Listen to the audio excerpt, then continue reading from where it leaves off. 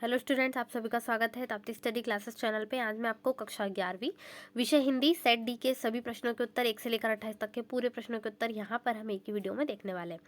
इसलिए वीडियो को बिल्कुल भी स्किप ना करें, अंत तक देखें। साथ ही अपने दोस्तों के साथ वीडियो को ज़्यादा से ज़्यादा शेयर भी करें, लाइक भी करें और टेलीग्राम ग्रुप और इंस्टाग्राम लिंक को ज्वाइन करना बिल्कुल भी ना भूलें। तो शुरू करते हैं, यहाँ पर सही विकल्प से शुरू करते हैं।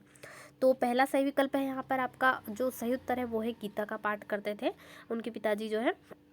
उसके बाद यहाँ त्रिलोक सिंह जो है, मास्टर त्रिलोक सिंह का कथन है यहाँ पर। और जो कुई की खुदाई की जाती है वो है बसोली से, क्योंकि यहाँ पर कुल्हाड़ी और फावड़ा से बहुत कठिन होता है। उसके बाद जो यहाँ पर मोहन अगले वर्ष भोपाल गया था, इस प्रकार से कुछ दिया है आपको। तो यहाँ पर काल संबंधी गलतियाँ हैं। उसके बाद ये सभी गुण किस में पाए जाते हैं? ओज गुण में। रौद्र रूप भयानक, ये सारे ओज गुण इसमें पाए जाते हैं।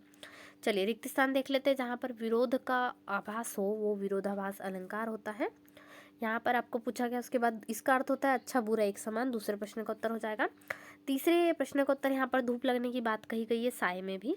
और यहाँ पर डिप्टी सेक्रेटरी का सही उत्तर क्या हो जाएगा? हिंदी अर्थ उपसचिव। पांचवा है यहाँ खड़िया, उत्तर इसका हो जाएगा। चलिए प्रश्न क्रमांक 3 देख लेते हैं। यहाँ पर प्रश्न क्रमांक 3 है सत्य असत्य। तो पहला बिल्कुल सत्य है, दूसरा यहाँ पर असत्य है, तीसरा फिर से सत्य। हेलो बच्चों, पढ़ाई में डाउट्स आते हैं, घबराइए मत, सबका सोल्यूशन है डाउटनट। बच्चों, आप किसी भी सवाल में आप अटक गए हो या आपसे सॉल्व नहीं हो पा रहा है, बस आपको उस क्वेश्चन का फोटो लेना है, क्वेश्चन को क्रॉप करना है और 5 सेकंड के अंदर अंदर आपको उस क्वेश्चन का वीडियो सॉल्यूशन मिल जाएगा। फिर चाहे आपका क्वेश्चन होमवर्क का हो, सीबीएसई का हो, यूपी, बिहार, महाराष्ट्र, राजस्थान, एमपी या किसी और बोर्ड का हो, चाहे आईआईटी, जेई, नीट या क्लास 6 से 12वीं का सवाल हो, इन सब का जवाब मिलेगा डाउटनट ऐप पर। या फिर कोई भी सब्जेक्ट हो, physics, chemistry, maths, biology, science, आपके सभी सवालों के जवाब मिलेंगे आपको डाउटनट पर। साथ ही आप डाउटनट ऐप पर पढ़िए कोटा की बेस्ट फैकल्टी जैसे जीबी सर, एनजे सर, आकांक्षा मैम, प्रिंस सर जैसे टॉप टीचर्स, यानी अब पूरी पढ़ाई होंगी डाउटनट ऐप पर। 3 करोड़ से ज़्यादा बच्चे डाउटनट ऐप पर पढ़ाई कर रहे हैं, तो आप भी जाइए और डाउटनट ऐप इंस्टॉल कीजिए। क्रमांक 3 है सत्य असत्य। तो पहला बिल्कुल सत्य है, दूसरा यहाँ पर असत्य है, तीसरा फिर से सत्य आपको लिखना है और चौथा भी सत्य है और पांचवा भी यहाँ पर पूरे सत्य है, बस एक असत्य है यहाँ पर। बढ़ते हैं अगले प्रश्न की ओर। प्रश्न क्रमांक 4, सही जोड़ी बनाना है। तो यहाँ पर मैंने मिलान कर दी है। आओ मिलकर बचाए कविता लिखी गई है निर्मला पुतुल जी के द्वारा। मेरी कहानी लिखी गई है जवाहरलाल नेहरू की, जिनके हिंदुस्तान की कहानी का 5वां अध्याय उसके द्वारा लिखी गई है। राजस्थान की रजत बूंदे अनुपम मिश्र द्वारा लिखी गई है। पौन का तत्सम शब्द क्या होता है? पवन होता है। नाक में दम, इसमें कौन सी शक्ति है? शब्द शक्ति है लक्षणा। चलिए पांचवा प्रश्न यहाँ पर, स्वतंत्र रूप से यदि कोई हो तो काव्य होता है मुक्तक काव्य, जिससे क्षमा न किया जा सकता, अक्षम्य। और बीट क्या होती है? पत्रकारिता की भाषा में बीट जानकारी और दिलचस्पी के अनुसार कार्य के विभाजन को कहते हैं। सुमित्रा नंदन पंत कौन से युग के थे? तो छायावादी युग आपको यहाँ पर लिखना है। उसके बाद किसका शेर सुनाया था? जामुन का पेड़ जो है आपका, उसमें उसने किसका शेर सुनाया था? यहाँ पर दबे हुए व्यक्ति ने। तो मिर्जा गालिब या गालिब का आप यहाँ पर लिख सकते हैं।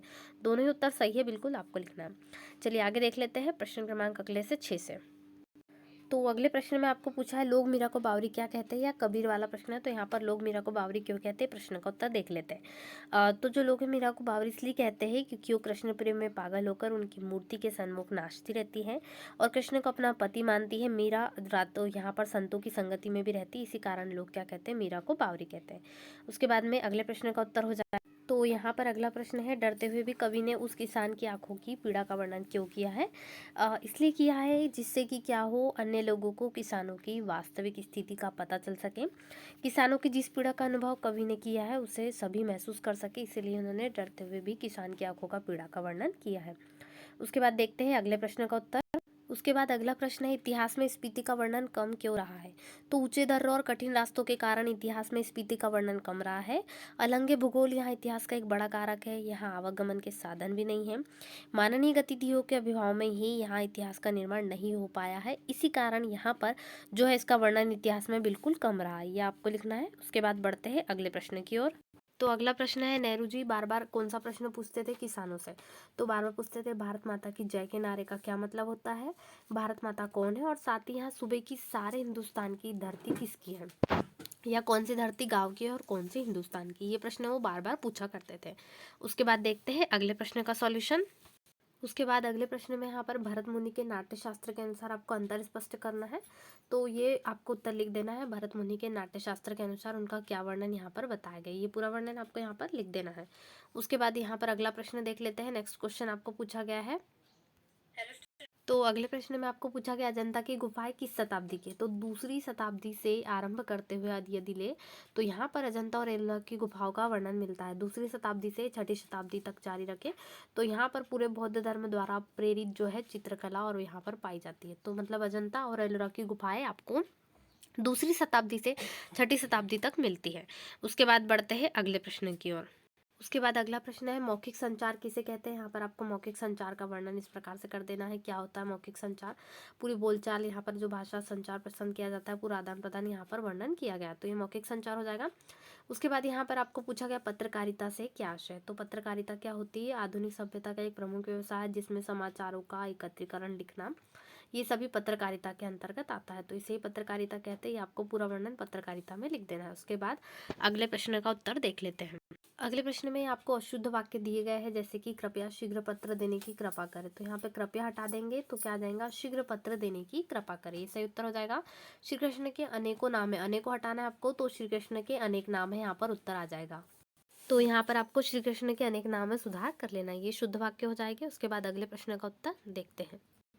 आचार्य विश्वनाथ के अनुसार यहाँ पर क्या परिभाषा है वाक्य की, तो ये आपको लिखना है। तो आचार्य विश्वनाथ के अनुसार रसात्मक वाक्यम काव्यम, रसयुक्त वाक्य काव्य कहा जाता है, यहाँ पर आपको इतना लिख देना है।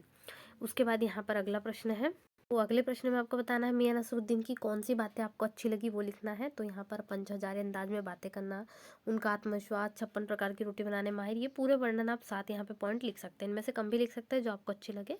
तो ये मियां नसरुद्दीन की बातें हो गई, जो आपको अच्छी लगी आपको लिख देना है। उसके बाद बढ़ते हैं अगले प्रश्न की ओर।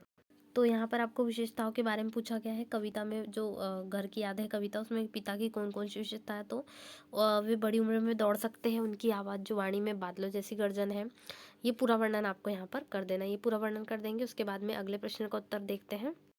अभी आपको शास्त्रीय संगीत और चित्रपट संगीत में अंतर इस प्रकार से लिख देना है, ये पूरा उत्तर आपका शास्त्रीय संगीत और चित्रपट संगीत में अंतर हो जाएगा। जैसे कि इसका स्थायी भाव गंभीर ये क्या है, यहाँ पर वो तुलना नहीं यहाँ पर कर सकते हैं। गुणधर्म, प्राथमिक अवस्था का ताल, ये पूरा वर्णन आपको चित्रपट संगीत और शास्त्रीय संगीत में अंतर में कर देना है। उसके बाद अगला प्रश्न देखते हैं।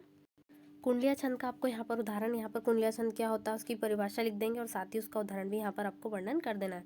तो कुंडलिया छंद 6 पंक्तियों का छंद होता है, इसके प्रथम तल और अंतिम तल में दोहे और रोले किस प्रकार से 24-24 मात्रा होती है। इसका उदाहरण नंबर 1, और आप यहाँ पर एक ही उदाहरण लिखेंगे, तो ये पूरे उदाहरण 24-24 मात्रा है। यहाँ पर मैं आपको 3 एग्जाम्पल बताती हूँ, जो आपको अच्छे से लिखना है वो आप लिख सकते हैं। उसके बाद अगला प्रश्न का उत्तर देख लेते हैं। तो अगले प्रश्न में यहाँ पर आपको बैर क्रोध या अचार का मुरब्बा है, यहाँ पर इसका अर्थ बताना है।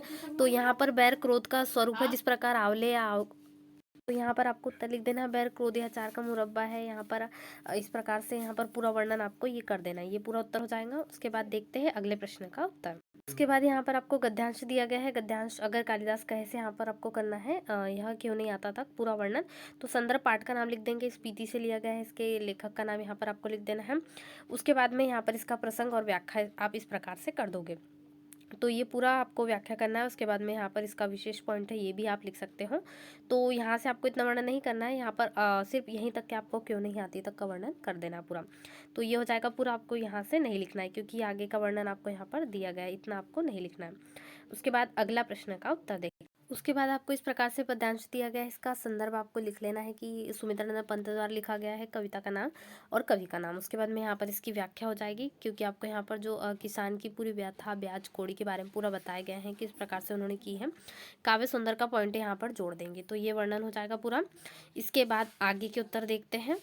उसके बाद यहाँ पर आपको मुंशी प्रेमचंद जी का जीवन परिचय लिख लेना है, और कवि परिचय जो सुमित्रानंद पंत का, उसकी लिंक आपको डिस्क्रिप्शन में मिल जाएगी। यहाँ पर आपको ये लिखना है, उनकी 2 रचनाएं आप गबन गोदान भी लिख सकते हैं, फिर उनकी भाषा शैली और साहित्य में स्थान, ये आपको वर्णन यहाँ पर कर देना है। ये पूरा वर्णन आप लिख देंगे, उनकी भाषा शैली क्या है, पूरा सब कुछ यहाँ पर आपको वर्णन कर देना है। चलिए आगे का देख लेते हैं। अब यहाँ पर आपको जनसंचार की विशेषताएं पूछी गई है, तो जनसंचार की विशेषताएं तुरंत आपको यहाँ पर 4 लिख देना है कि इसमें फीडबैक प्राप्त नहीं होता, इसमें प्राप्तकर्ता के भी सीधा संबंध नहीं होता, अनेक द्वारपाल होते हैं, प्रकाशित या प्रकृति सार्वजनिक होती है। ये पूरा वर्णन आपको यहाँ पर कर देना जनसंचार की विशेषता में। उसके बाद अगला गद्यांश देख लेते हैं। उसके बाद में गद्यांश आपको यहाँ पर दिया गया है, जो साहित्य गढ़े मुर्दे यहाँ पर पूरा बताया गया है। गद्यांश का शीर्षक, संजीवनी औषधि, साहित्य संवर्धन, समाजद्रोही, देशद्रोही और गद्यांश का सारांश। तो यहाँ पर साहित्य की महत्ता क्या हो जाएगा, इसका शीर्षक, और यहाँ प्रेरक साहित्य है, महत्वशाली सेवा वृद्धि, और इसका सारांश भी आपको यहाँ पर वर्णन कर देना है। अब उसके बाद में यहाँ पर एप्लीकेशन देख लेते हैं। आवेदन पत्र आपको दिया गया है वो, और उसके बाद में उसका निबंध। यहाँ पर शिवपुरी को पोस्ट मास्टर को आपको यहाँ पर बताया गया है। इसमें सिर्फ आपको क्या करना है, जगह अपने जिला अपने अनुसार लिख सकते हैं। पोस्ट मास्टर को पत्र लिखना है। शिकायती पत्र यहाँ पर वर्णन यहाँ कर देंगे। इस प्रकार से शिकायती पत्र का विषय हो जाएगा, ये पूरा वर्णन यहाँ कर देना है। और साथ ही यहाँ प्रार्थी में भी आपको इस प्रकार से लिख देना है। ये पूरा वर्णन आपका हो जाएगा, आशा है कि नियमित रूप से। और उसके बाद देख लेते हैं अगला, यहाँ पर अब निबंध है। कोविड-19 एक समस्या पर आपको निबंध लिखना है। तो ये पॉइंट हो जाएंगे निबंध के। प्रस्तावना, कोरोना वायरस का जन्म, इसके लक्षण, इसका इलाज, उपाय, बचाव के उपाय, प्रस्तावना यहाँ से शुरू हो जाएगी। तो ये पहला प्रस्तावना का पॉइंट इस प्रकार से आपको लिखना है। उसके बाद में कोरोना वायरस क्या है, इसका जन्म कब हुआ, ये पूरा कोविड-19 एक समस्या के निबंध के रूप में पूरा यहाँ पर आ जाएगा। उसके बाद में यहाँ पर आपको अगला पॉइंट है, इसके लक्षण क्या हो सकते हैं, इसका इलाज, यहाँ पर पूरा आपको ये लिख देना है। तो ये पूरे निबंध हो जाएंगे। उसके बाद में यहाँ पर रूपरेखा भी हम देख लेते हैं, किस प्रकार से आपको रूपरेखा बनाना है। ये अंतिम पॉइंट आपका उपसंहार हो जाएगा। इसमें भी आपको कोटेशन लिखना अनिवार्य है। आगे देख लेते हैं। स्वच्छ भारत पर आप यहाँ पर बना सकते हैं। तो पॉइंट वाइज है। सबसे पहले रूपरेखा इसकी बनेगी, प्रस्तावना, स्वच्छ भारत अभियान का प्रारंभ, फिर इसका सपना, इसके दुष्परिणाम, इसका प्रचार प्रसार, साथ ही यहाँ पर इस अभियान के शुभ परिणाम और उपसंहार यहाँ पर आपको लिख देना है। तो यहाँ पर इस प्रकार से आप लिख सकते हैं। पूरा आपको यहाँ पर लिख देना है। पूरा यहाँ पर वर्णन आप कर सकते हैं। तो ये पूरा सॉल्यूशन हमने देख लिया है। कक्षा 11वीं का पूरा हमने यहाँ पर सेट डी का पूरा full solution A to Z solution देख लिया है। इसी प्रकार के वीडियो के लिए आपको चैनल को सब्सक्राइब करना है। सभी सेट्स के सॉल्यूशन मिलने वाले हैं आपको कक्षा 11वीं के सभी विषयों के, इसलिए तुरंत चैनल को सब्सक्राइब कर ले, वीडियो को लाइक कर, अपने दोस्तों के साथ वीडियो को ज़्यादा से ज़्यादा शेयर भी करें। तो मिलते हैं नए वीडियो में। Thanks for watching.